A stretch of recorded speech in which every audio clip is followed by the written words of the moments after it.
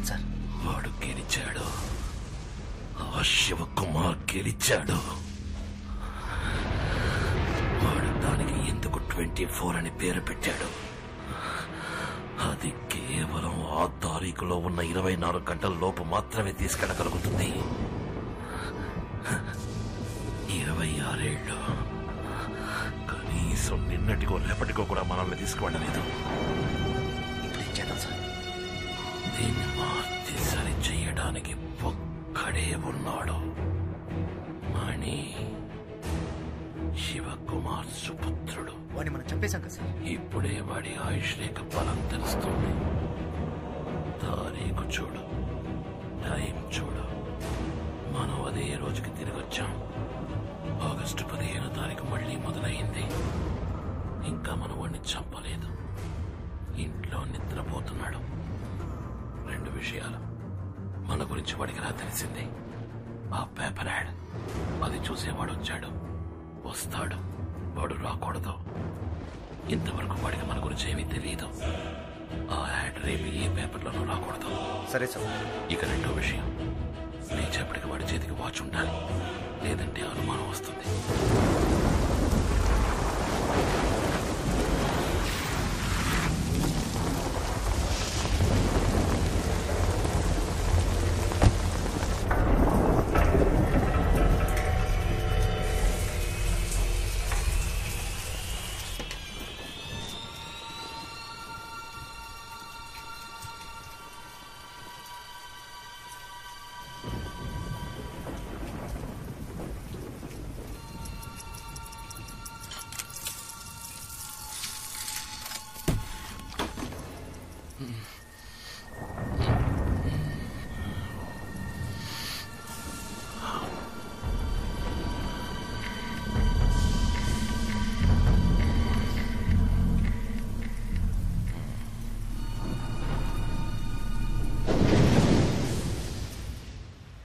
August 15 మన సిటీలో మాత్రమే కాదు, ఇండియా మొత్తం ఇండిపెండెన్స్ డేని సెలబ్రేట్ చేసుకునే విధంగా ఈ రోజు ఎన్నో కార్యక్రమాలను ఆర్గనైజ్ చేస్తారు. ఇల్లాలి అక్రమ సంబంధానికి ఆదరణ తెలిపిన భర్త.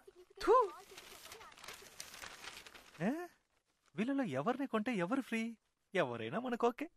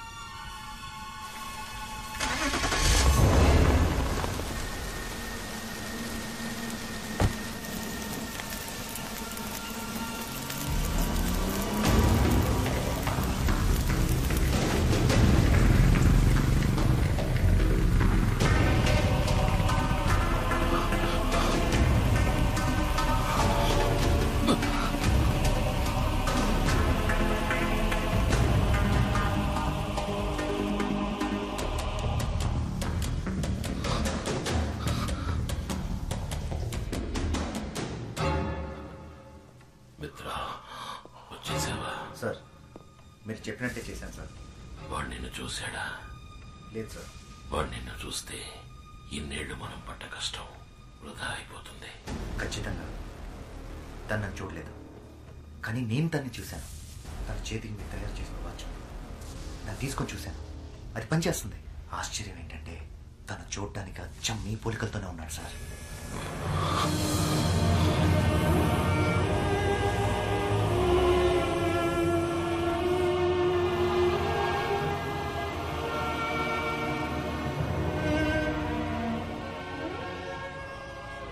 ప్రియా, మిత్ర చెప్పింది విన్నావా? మన బిడ్డ అచ్చం అలాగే ఉన్నట్ట. రూపంలో వాడు నన్ను పోలినా పర్వాలేదు, కానీ వాడి జీవితం నాలా ఉండకూడదు. అందుకే వాడు ఇక్కడే ఉంటున్నాడని తెలిసి కూడా వాడికి దూరంగా ఉంటున్నాను.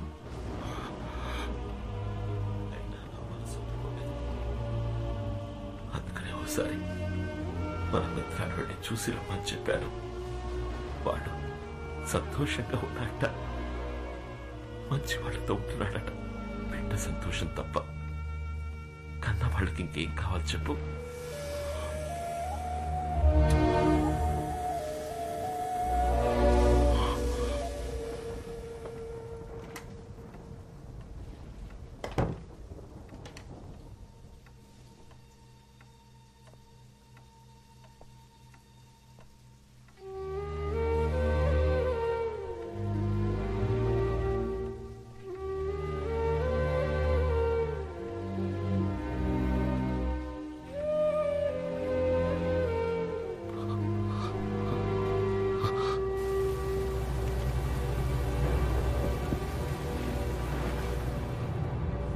అదేనా సార్, వాడు వాచ్ పెట్టుకునే చేతికి కాకుండా మార్చి పెడితే ఖచ్చితంగా నన్ను ఫాలో అవుతూ ఇక్కడికి వస్తాడని అంత కరెక్ట్గా చెప్పారు.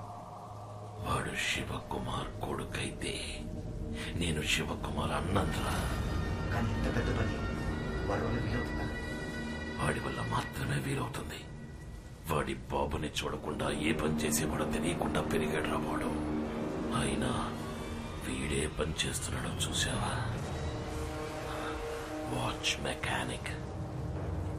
వాడిలో ఉన్నది శివకుమార్ రక్తం. ఖచ్చితంగా చేస్తాడు. వాడిని పిలిపించి చెయ్యమని అడిగినా, మనం బెదిరించినా మన కోసం చేస్తాడా? వెళతా. వాడి జీవితంలోకి వాడి బాబులా వెళతా. వాడి తల్లి గురించి చెప్పి తనని చూడాలన్న ఆతృతని పెంచుతా. ఆత్రేయ వాడి కుటుంబాన్ని దారుణంగా అంతం చేసిన కథ చెప్తా. అప్పుడు చేస్తాడు. ఫోటో ముందు కన్నీళ్లు కారుస్తూ నించున్నాడుగా, వాడికి జన్మనిచ్చిన తల్లి దానికోసం చేస్తాడు. వాడి బాబుననుకుంటున్న నన్ను నయం చేయడానికైనా చేస్తాడు. చేయించి చూపిస్తా. మిత్ర, ఆ వాచ్ని కట్టుకుని ఎవడైనా దాన్ని ఉపయోగించుకోవచ్చు, కానీ ఆ పని చేయకుండా నాకు అనుకూలంగా ఉపయోగించుకుంటా. చూస్తా.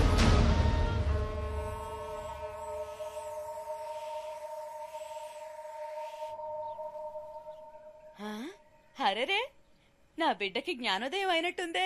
ఏ రోజు లేని ఈ రోజు ఉదయాన్నే 6 గంటలకు లేచి కూర్చున్నాడు. దిష్టి చుక్క పెట్టాలి, నా దిష్టి తగిలేలా ఉంది. రే, ఏమైందిరా మణి? ఏమైందిరా? కళ్ళలో నీళ్ళేంట్రా? ఏమైంది?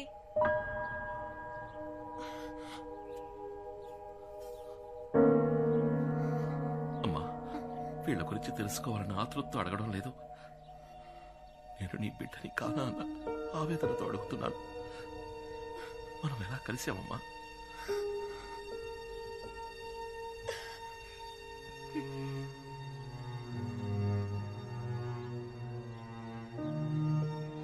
ఈయన మీ నాన్న.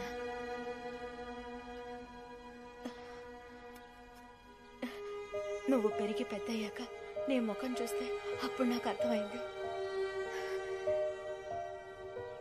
నిన్ను నా చేతుల్లో పెట్టి నా జీవితాన్ని మార్చేసిన వారు మీ నాన్న.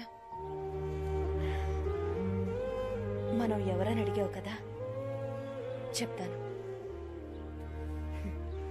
ఊర్లోనే చాలా పెద్ద కుటుంబం మనది. నాన్న, అన్న, వదినలతో ఎంతో ప్రేమగా ఉండే కుటుంబం. ఆ ఇంటి గారాల పట్టిన నేను.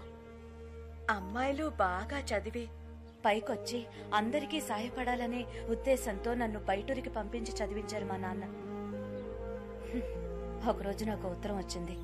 పెద్ద కుటుంబం నుంచి మంచి సంబంధం వచ్చింది, వెంటనే రా అని. ఆ ప్రయాణమే నా జీవితాన్ని మార్చేస్తుందని ఆ రోజు నాకు తెలియలేదు. సరిగ్గా అప్పుడే శరీరం అంతా గాయాలతో నీతో పాటు మీ నాన్నను చూశాను. నిన్ను నా చేతుల్లో పెడుతూ నీ బిడ్డకు ఎటువంటి ఆపద రానివ్వనని వాళ్ళమ్మకి మాటిచ్చానని, ఆ మాట నిలబెట్టుకునే పరిస్థితుల్లో నేను లేనని, మీరే ఎలాగైనా నా బిడ్డని కాపాడాలని నిన్ను నా చేతుల్లో పెట్టి ఆయన వెళ్లిపోయారు. ఆ తర్వాత ఆయన నేను చూడలేదు. అమ్మాయి పెళ్లి చేసుకోవడానికి వస్తుంది కదా అని మా నాన్న స్టేషన్ కి అన్న వదినల్ని, పెళ్లి వాళ్ళని, స్నేహితుల్ని, బంధువుల్ని అందర్నీ తీసుకొచ్చారు. ఆ సంతోష సమయంలో అందరూ నా కోసం ఎదురు చూస్తుండగా చేతిలో బిడ్డతో నేను ట్రైన్ దిగాను. మా నాన్నతో పాటు అందరూ నిర్ఘాంతపోయారు. అక్కడున్న వాళ్ళంతా పెళ్లి కావాల్సిన పిల్లని పై చదువులకి పక్కూరు పంపిస్తే ఇదిగో ఇలాగే బిడ్డతో దిగుతుందని సూటిపోటి మాటలతో దెప్పిపొడిచారు. వాళ్ళు మాటలు తలుచుకుంటే ఇప్పటికీ మనసు కష్టంగా ఉంటుంది. ఇంట్లో ఒకటే గొడవ, మా నాన్న, అన్నయ్య, తమ్ముళ్లతో. నువ్వు చెప్పింది మేం నమ్ముతాం, ఊళ్ళో వాళ్ళు నమ్ముతారా అని అడిగారు. నిన్ను కట్టుకోబోయేవాడికి బిడ్డున్నాడని తెలిస్తే ఈ పెళ్లి ఒప్పుకుంటాడా అని అడిగారు. మా నాన్నతో అన్నాను, ఏ నాన్న, ఎవరికైనా ఏదైనా మాట ఇస్తే ఎట్టి పరిస్థితుల్లోనూ ఆ మాట తప్పకూడదని చిన్నప్పటి నుంచి మీరే కదా నాకు నేర్పించారు. ఈ బిడ్డని కాపాడుతానని వాళ్ళ నాన్నకి మాట ఇచ్చాను, ఇప్పుడు ఆ మాట తప్పమంటారా నాన్న అన్నాను. అదే నేను ఆయనతో మాట్లాడి చివరి మాట. ఆ తర్వాత నేను తీసుకుని రూమ్ లోకి వెళ్ళిపోయాను. ఆ రోజు రాత్రంతా నువ్వు పాల కోసం ఏడ్చావు. నీ బాధ చూడలేక నేను ఏడ్చాను. ఆ క్షణాన్ని నిర్ణయించుకున్నాను, తల్లి కాకుండానే నీకు తల్లి పాలిచ్చాను. అప్పుడే నువ్వు నన్ను అమ్మ అని పిలిచావు. ఆ మాటకున్న గొప్పతనాన్ని తెలుసుకున్నాను. ఆ రోజు నుంచి వాళ్ళ కూతురు నన్న విషయాన్ని మర్చిపోయి నీకు అమ్మగా ఉండాలని నిర్ణయించుకున్నాను. నా బిడ్డ వల్ల ఎవరు ఏ మాట పడకూడదని ఆ ఇల్లు వదిలిపెట్టి వచ్చేసాను. ఆ రోజు నుంచి నాకు ఊరైనా, ఇల్లైనా, లోకమైనా అన్ని నువ్వేరా. ఇప్పుడు చెప్తున్నాన్రా, ఈలాగా నేను నిన్ను 10 నెలలు మోసి కనలేదు, కానీ 26 ఏళ్లు నా గుండెల్లో పెట్టుకుని చూశాను. నేనేరా నీకు అమ్మని. ఎవరెన్ని చెప్పినా నేనే నీకు అమ్మని. నువ్వు నా కొడుకువి, నేను నీకు అమ్మని, అంతే. ఏడవకురా, ఏడవకు. చూడు, వీళ్ళ దగ్గరికి నువ్వు నన్ను తీసుకెళ్ళు. వాళ్ళతో మాట చెప్పాలి. మీకు మీ బిడ్డని కాపాడుతానని మాట ఇచ్చాను కదా, ఆ మాట నిలబెట్టుకున్నారని చెప్పాలి. నన్ను తీసుకెళ్ళు. అమ్మా నాన్న అంటే ఎవరో తెలియని వయసులోనే నాకు వాళ్ళ దూరం అయ్యుండొచ్చు. అది పెద్ద విషయమేం కాదు. కానీ నాకు ఊహ తెలిసిన నాటి నుంచి నువ్వే నాకు అమ్మా నాన్న అంతా. కానీ నువ్వు 20 ఏళ్లు కనిపించిన వాళ్ళతో ఉండి పెరిగి నా కోసం అదని దూరం చేసుకుని ఒంటరిదానిగా నన్ను ఇంతవాడిని చేశావు. నీకన్నా ఈ లోకంలో నాకు ఎవరమ్మా ముఖ్యం? నాకంటూ లేని వాళ్ళు లేకుండానే పోనీ, కానీ నీకంటూ ఉన్న వాళ్ళతో నిన్ను తీసుకెళ్లి కలపాలి. నాకదే ముఖ్యం. మాతాజీ, మొదటి నుంచి నీ యాక్టివిటీస్ ఏం బాగలేవు.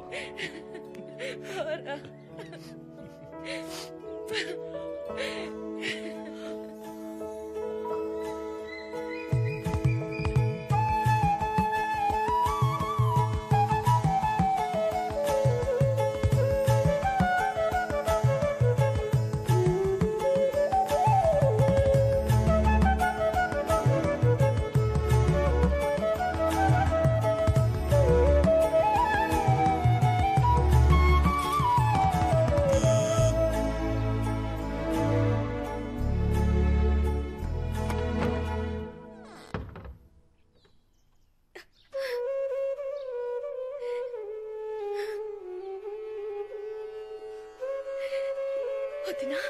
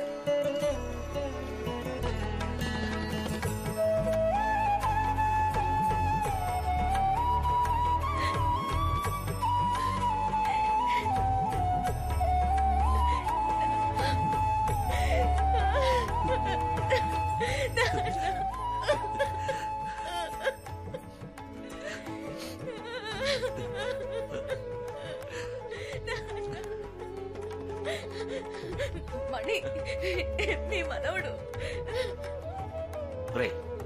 రారా ఇలా. ఒకే రోజులో మీ అమ్మని తీసుకెళ్లిపోయావు. మళ్ళీ తనని తిరిగి తీసుకురావటానికి నీకెన్ని సంవత్సరాలు పట్టింది కదూ? రే ఏంట్రా అలా చూస్తూ ఉండిపోయావు. నాన్నగారే మాట్లాడిందా నీకేంటి?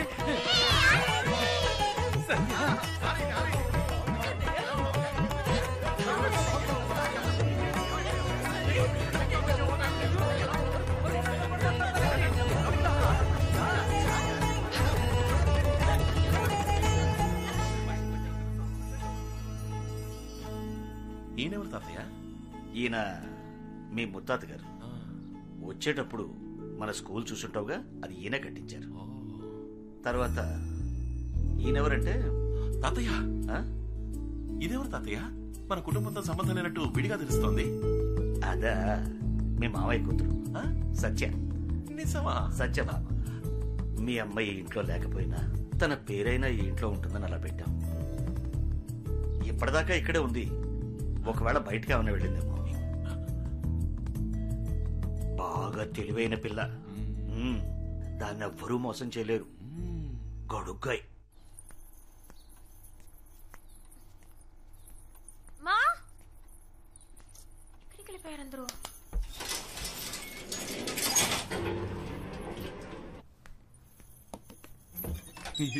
హాయ్.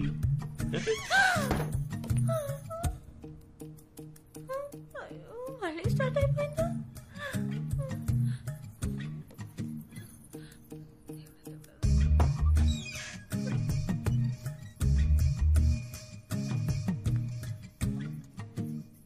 తను చెప్పినట్టే జరుగుతుంది. ఇన్నాళ్ళు బాగానే ఉన్నానుగా.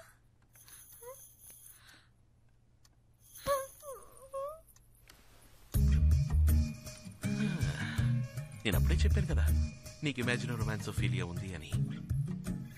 ఏమండి, అసలే నా కొంట్లో బాలేదు, మధ్యలో మీరేంటి? ఓ మై గాడ్, నా గొంతు నీకు వినిపించిందా? ఇలా చూడు సత్య, ముందు నేను లేని చోటంతా నీకు కనిపించాను అంటే నువ్వు నన్ను మనస్ఫూర్తిగా ప్రేమించడం మొదలుపెట్టావు. That's symptom number 1. ఇప్పుడు నా మాటలు నీకు వినిపిస్తున్నాయి. That's symptom number 2. అప్పుడు దీని అర్థం ఏంటర్థం? లవ్ ముదిరిపోయిందని అర్థం. ఏ నాకు లవ్వా? అది మీ మీద? అవును మరి. లవ్ కాకపోతే కొత్త నంబర్ 6, పాత number 16, money watch works, watch maker street, Vizag 530027 లో ఉన్న నేను, పాత నంబర్ 21, కొత్త నంబర్ 24, ఉల్లి వీధి, గోపాల సముద్రంలో ఉన్న నీ కళ్ళకు కనిపిస్తున్నానంటే ఎలా మరి? మా ఊరు అడ్రస్ మీకెలా తెలుసు? Basically I'm watch mechanic. General గా నాకు జనరల్ నాలెడ్జ్ ఎక్కువ. అది వదిలేసి నీ కళ్ళకి మాత్రం ఎలా కనిపిస్తున్నాను? ఎలా కనిపిస్తున్నారు? లవ్. యా. ఇప్పుడు నేను ఎక్కడున్నానో చెప్పు. Hall number 6, new number 16, money watch works, watch maker street, Prahladpuram, Vizag 530027. నువ్వెక్కడున్నావు? హాల్ నంబర్ 21, న్యూ నంబర్ 24, ఉల్లి వీధి, గోపాల సముద్రం. అది అయినా నేను కనిపిస్తున్నాను, నా మాట వినిపిస్తోంది అంటే ముదిరిపోయింది. Symptom number 2 confirm. ఇప్పుడు సిమ్టమ్ నంబర్ 3. ఏంటిది? ఇప్పుడు వెంటనే పెళ్లి చేసుకునే ఆశ ఉందని చెక్ చేద్దాం. అలాంటి ఆశలు ఏం లేవండి. తొందరపడి మీరు ఏ నిర్ణయం తీసుకోకూడదు. నేను మీలాగే అనుకుంటున్నాను. అయినా మీరు నా పర్మిషన్ లేకుండా నా లవ్ చేయడం నాకేమాత్రం నచ్చలేదు. సరే వదిలేండి, జరిగింది ఏదో జరిగిపోయింది. ముందు టెస్ట్ చేద్దాం. ఒకవేళ మీ కళ్ళకి మా అమ్మ కనిపిస్తే మీరు మా కుటుంబంలో ఒకరవ్వాలని, నన్ను వెంటనే పెళ్లి చేసుకోవాలనే ఆశ మీ మనసులో పొంగుతుందని అర్థం. ఎలా మీ అమ్మగారిని? ఏదో మిమ్మల్ని లవ్ చేస్తున్నాను కాబట్టి నేను లేని చోట మీరు ఉన్నట్టు, మీరు మాట్లాడుతున్నట్టు అనిపిస్తుంది. అందుకని ఏకంగా పిచ్చ షార్ప్ అండి మీరు. ఒకవేళ మీ కళ్ళకి వెనకాల కిటికీలోంచి మా అమ్మ కనిపిస్తే, ఒకవేళ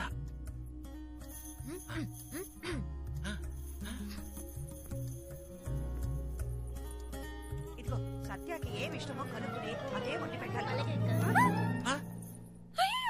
ఏంటి కనిపిస్తున్నారు? నిజంగానా? నిజంగానే కనిపిస్తున్నారు. అచ్చాపా, పెళ్లి చేసుకోవాలని ఆడుతున్నావు, మరీ అబద్ధాలు ఆడుతున్నావు. అయ్యో, మా మమ్మీ మీద ఒట్టు, నిజంగా కనిపిస్తున్నారు. ఏంటో అనేది నిజమా?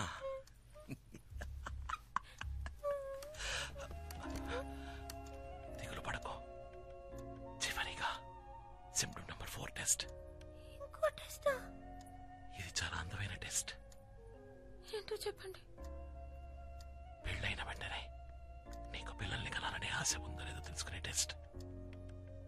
అదెలా? నేనెక్కడున్నాను? Hall number 6, you're number 16, Money Watch Works, Watchmaker Street, Pralagpuram, Vizag 530027. నువ్వెక్కడున్నావు? You're number 21, Hall number 24, Old Viti, Gopal Samudram. అక్కడున్న నేను ఇక్కడున్న నిన్ను తాకడం కుదురుతుందా? కుదరదు. తాకినట్టు కనుక అనిపిస్తే